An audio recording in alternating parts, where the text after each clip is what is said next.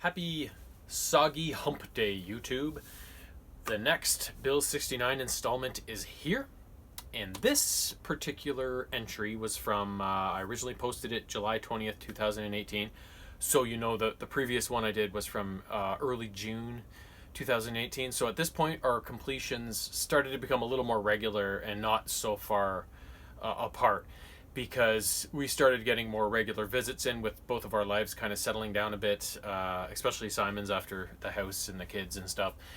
And we also started picking less hard games in general. We would still slip in a hard one on each kind of post, but we weren't doing like 3 hard ones per post. You know, we were doing like a hard one and then 2 easier ones, sort of thing. So our completions started becoming a little more regular at this point. So getting right into it, the first one is, I've mentioned this series of games is one of my favorites of all time, and belongs in the Disney series of games released by Capcom. And this particular entry was released for the NES in 1989, and it is the original DuckTales game. DuckTales followed the same premise as the cartoon of the, I guess, late 80s from Disney that chronicled Scrooge McDuck's adventures along with his nephews Huey, Dewey, and Louie. And he's super rich, and all he wants to do is become even more rich. And so this game was just kind of a reflection of Scrooge and his goals. So as this game opens up, Scrooge McDuck, he's looking to maintain his title as the wealthiest duck on the planet, and over his rival Flintheart Glomgold. And he learns of 5 super valuable treasures becoming known, I guess, different areas across the world, and he sets off in search of them to add to his hoard and just increase the gap between him and his rival. So that's basically all you're doing. You're going off in search of these treasures, and the 5 locations you'll go to are what are they? The Himalayas, African mines, Transylvania, the moon, and then there's one other one, I forget what it is.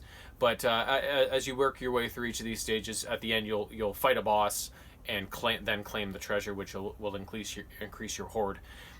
The bosses are mostly animal in nature, bats and goats and stuff like that. But then you'll also have to deal with the Beagle Boys from time to time, and some ghosts and some stuff like that. So it's very varied in terms of the enemies. And your one weapon as Scrooge McDuck is your cane. You can either stand next to something and whack it. Usually it's an environmental object more than an enemy. It's harder to hit enemies that way.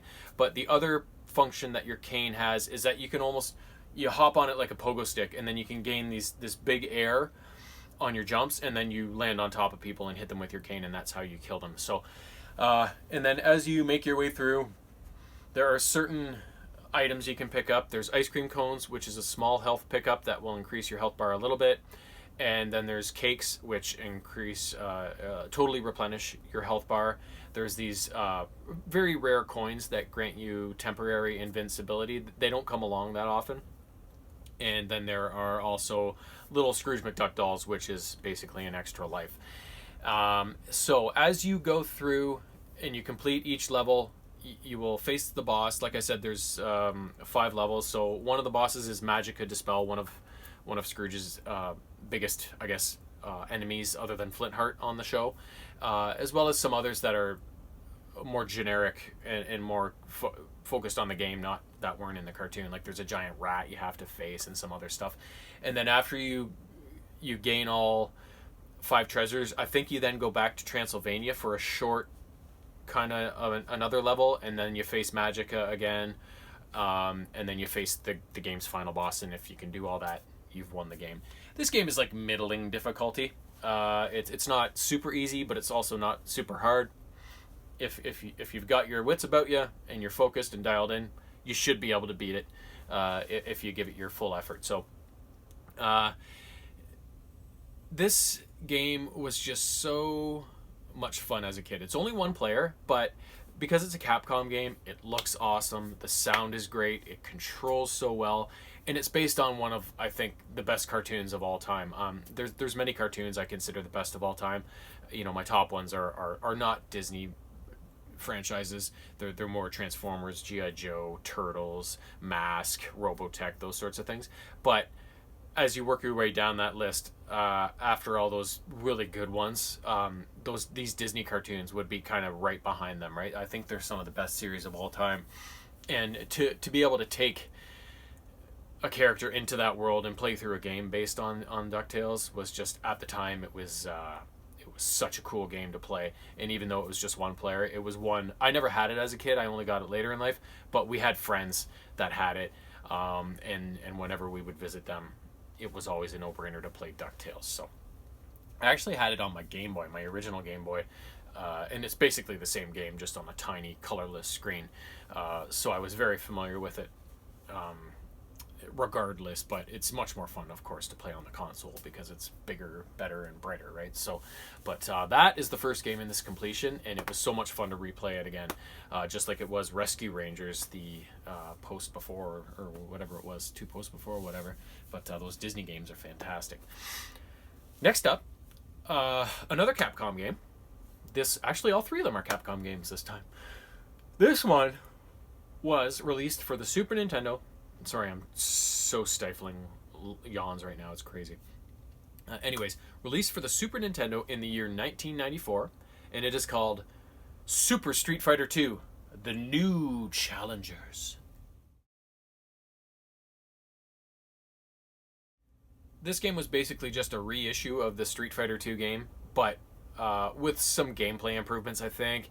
Plus, the main addition was 4 new fighters in the game. So, if you're familiar with street fighting games like Mortal Kombat, Street Fighter, all those things, there's not much to them. It's basically 2 opponents square off in a 3-round match, and whoever wins 2 of those 3 rounds is the winner.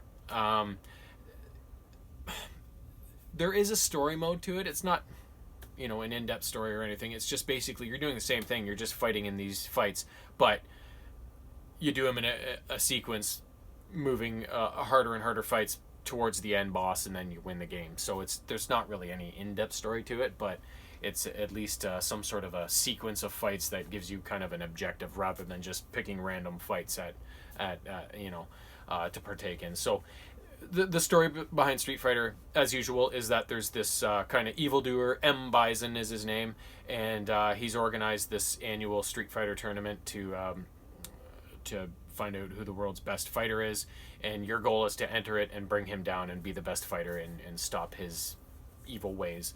So the game's main protagonist is Ryu Hayabusa, as you'll know from Ninja Gaiden, and that's kind of like, but you don't have to play as him. You can pick any of the game's playable characters to make it through the game, but he's kind of the face of the franchise. He's the guy that you associate with Street Fighter.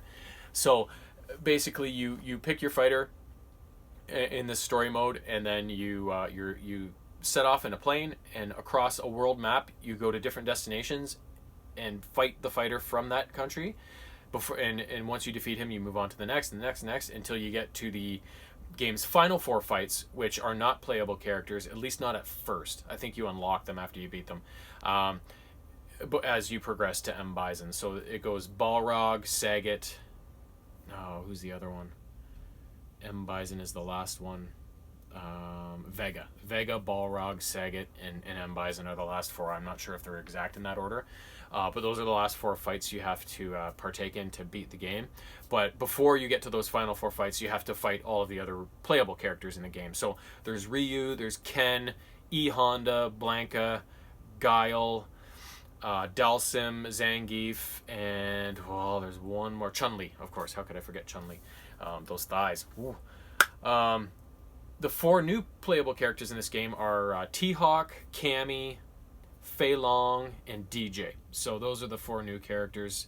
There's not much more to say other than that. It's there's no pickups. There's no unlockable content really, other than the characters that I think you can play with afterwards, of the non-playable characters. And yeah, it's just, the Street Fighting games are just such a simple concept, and that's kind of why they're not my favorite. I prefer games that that can go for a little while, even if they're on the shorter side. A shorter platforming game is still better than a street fighting game, because street fighting games are so one dimensional. Like, once you've made it through that first story mode and fought all the fighters once, or however many times it takes you to beat them, there's not much more to do in the game, right? Like, it's just like, oh, okay, well, we can play Street Fighter, but it's the same old shit, right? Now, I'm not saying it's a bad game. It's actually a really good game. It has a really short life span to it in terms of, holding your interest. But, being a Capcom game, again, the graphics are amazing. Like, the Street Fighter graphics, everybody recognizes Street Fighter graphics, whoever has played the game before. Like, you can pick it out from a crowd, like, insanely easily. The sound's amazing on this game, and the animations and just the effects behind all the fighting and the moves and stuff. It's really... It is amazing. It's not my style of game, but I still love playing it from time to time.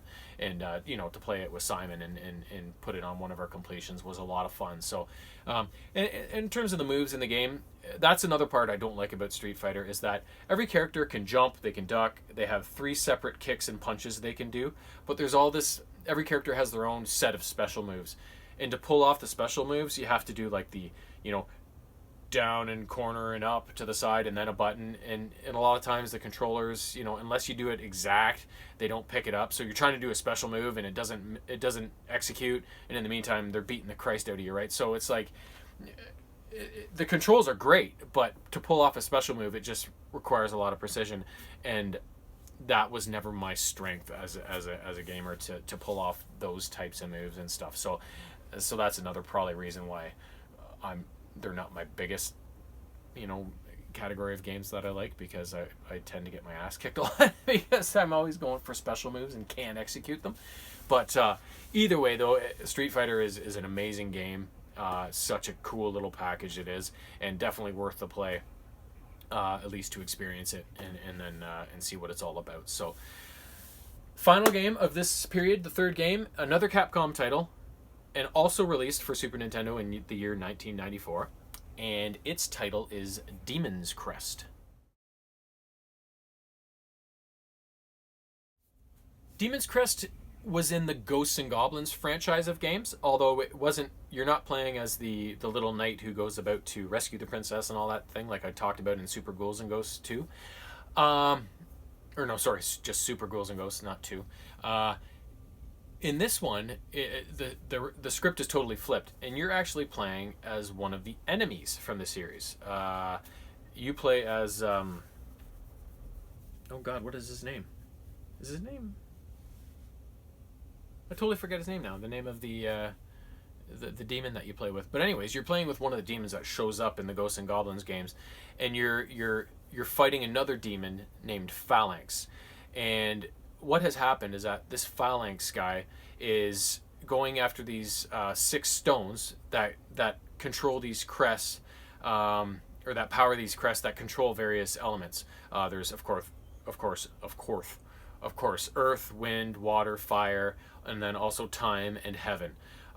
If it's kind of like the Infinity Stones in Avengers, if this Phalanx demon is able to obtain all 6, then he will be able to, I think it's called the Infinity Crest or something like that. If he has all 6, he can produce the Infinity Crest, which will then give him ultimate power over everything. So Firebrand, that's his name. The demon you play with is Firebrand. So Firebrand sets off to stop Phalanx from obtaining all these stones and gaining the ultimate crest and ultimate power, and instead get it for himself. And apparently Firebrand had already tried to do this in the past, but was stopped, and which allowed Phalanx to then have a try at it. So now he's got to stop Phalanx and try it again, sort of thing. So as you go through this game, I can't even really break it down into levels, because if you're familiar with the Super Nintendo system, they experimented with some 3D stuff. I don't know if it was later on in the Super Nintendo run or whatever, but NHL Stanley Cup is a good example of that, when the screen would flip around when the action changed directions, sort of thing. And it was kind of more of a 3D top kind of weird view. They did that for quite a few games, and Demon's Crest was one of them.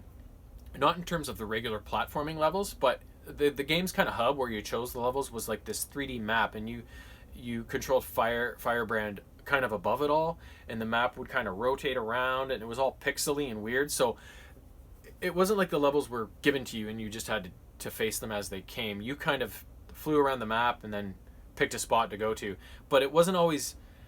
It's not clear on which locations are actually like, is that a place I can go or whatever. So it was really weird in choosing the levels. So I can't even tell you how many levels there are in the game. But once you get into the game, they're regular platforming kind of levels, and as you make your way through each location, Firebrand, he can pick up items that increase his armor, increase the power of his attack, and also increase his health.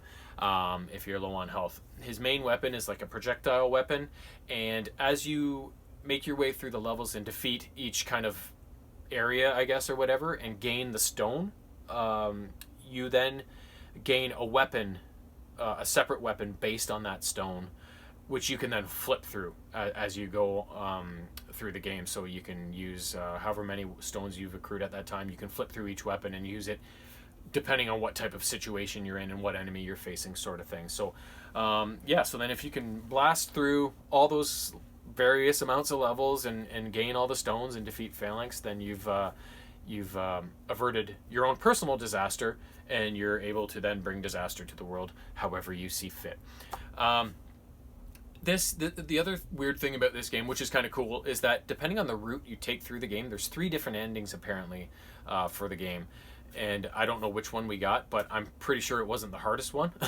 So I don't know if we did actually beat the game and it said the end, but I don't know if we did it properly or not. So, but it said the end and we got through, so I'm counting it as a win. But and we did that because just like Super Ghouls and Ghosts and the other Ghosts and Goblins franchise games, this game is super hard. It's not easy. So so the fact that we got through any of one of the 3 endings and completed the game, we're good with that. so yeah, there you go. There's a big plug for Capcom on this round from back in July of 2018. So we will see what the next 3 have to offer as soon as I can dig them up out of the archives and get them posted, hopefully on Friday. I'm kind of planning now a Monday, Wednesday, Friday routine. So we'll see how that goes.